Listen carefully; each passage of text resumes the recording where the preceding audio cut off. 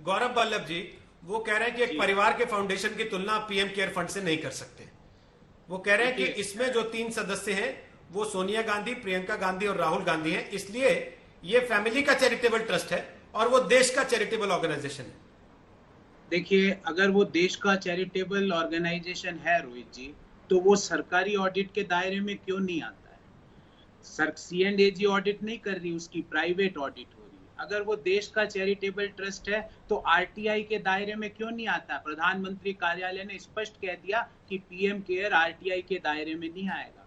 अगर वो देश का सार्वजनिक ट्रस्ट है तो सार्वजनिक अधिकार के दायरे में क्यों नहीं आता है? क्योंकि प्रधानमंत्री कार्यालय ने उसके लिए एक नोटिफिकेशन निकाला है कि ये कोई सार्वजनिक अधिकार में नहीं आएगा। मैं बार बार एक ही सवाल, इन्होंने कई चीजें गिनाई, मैं आपको हर राजीव गांधी फाउंडेशन के एक एक पैसे का हिसाब लेके बैठा हूं, जवाब दे दूंगा एक एक पैसे का। मैं आज इनसे पूछता हूं कि हुआई जैसी कंपनी जिसके चीनी आर्मी के साथ संबंध है, उसके 7 करोड़ रुपए लिए कि नहीं? बताओ देश को।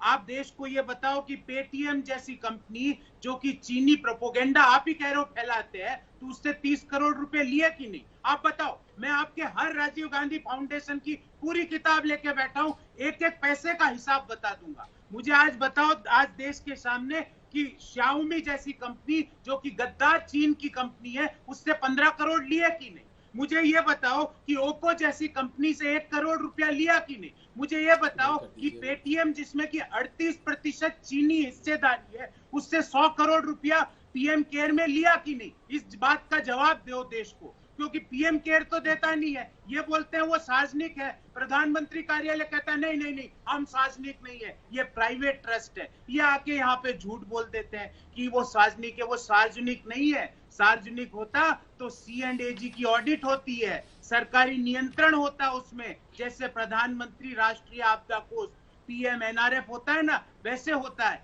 ये सार्वजनिक नहीं है, ये आपकी प्राइवेट लिमिटेड कंपनी है, जिसको आप प्राइवेट लिमिटेड, जहां से आप उगाही करना चाहते हो वहां से पैसा ले लेते हो, जहां आपको खर्च करना है वहां खर्च कर देते हो। मुझे आप एक चीज बताओ, मेरे 5 सवालों का, इन चीनी कंपनियों से आपने पैसा लिया कि नहीं पीएम केयर में? और अगर लिया है तो 2013 में जब हमारी 2013 में चीनी से शत्रुता चल रही थी, आपने शत्रु देश की कंपनी से पैसा ले लिया। आपको शर्म नहीं आई ये बताते हुए कि हम तो ले सकते हैं और उसके लिए अरे हमारे पास पैसा है, देश के पास पर्याप्त पैसा है। चीन के सामने जाके भीख मांगना बंद करो, और इन कंपनियों से पैसा लिया है तो इमीडिएटली उनको वापस लौटाओ। ये देश की स्वाभिमान का सवाल है। यहाँ पे आके बोल रहे हो नहीं हम तो ले लेंगे, हम उसका वेंटिलेटर खरीद लेंगे। अरे देश के नौजवानों में आज उतनी ताकत है कि वो अपने देश के लिए वेंटिलेटर यहीं पे बना के यहीं लगवा देंगे।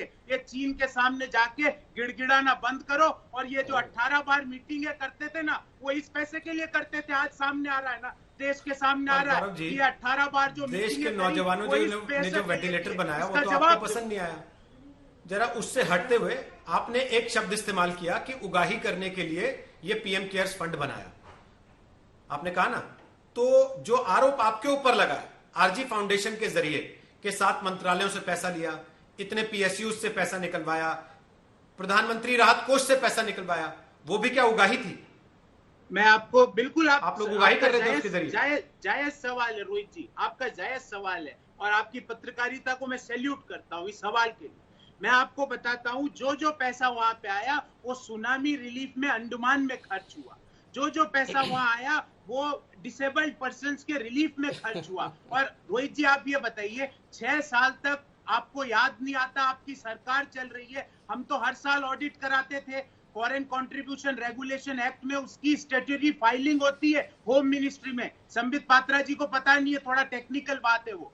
उसकी हर साल फाइलिंग होती है होम मिनिस्ट्री में। आज 6 साल बाद, और मैं तो कह रहा हूं जांच कराओ ना अगर कोई गलती है तो। आपसे अगर हम सवाल पूछते हैं कि पैंगोंग त्सो में चीनी सेना आई कि नहीं, हॉट स्प्रिंग में चीनी सेना आई कि नहीं, गलवान घाटी में चीनी सेना आई कि नहीं, 20 लोगों की शहादत किन परिस्थितियों में हुई, तो आप ये ले आते हो। आप कितनी भी कोशिश कर लो, देश आपसे पूछेगा कि आपने गलवान घाटी में क्या किया। जब देश के राजदूत चीन में एक लाइन, चीन में एक लाइन गौरव जी, हाँ, एक लाइन रोहित जी, एक लाइन, जब चीन के, हमारे देश के राजदूत चीन में बैठ के ये कह रहे हैं कि हमारी साइड ऑफ LAC में चीन की सेना घुस चुकी है, ये बोलते हैं यहाँ के झूठ बोलते हैं। या तो उस राजदूत की बात वापस दिलवाओ या आप झूठ बोलना बंद करो। नमस्कार, मैं हूं अंजना ओम कश्यप। हमें उम्मीद है ये वीडियो आपको पसंद आया होगा। लेटेस्ट खबरों के लिए यूं ही देखते रहिए आज तक, और इस वीडियो के पसंद आने पर लाइक, शेयर एंड सब्सक्राइब करना ना भूलें।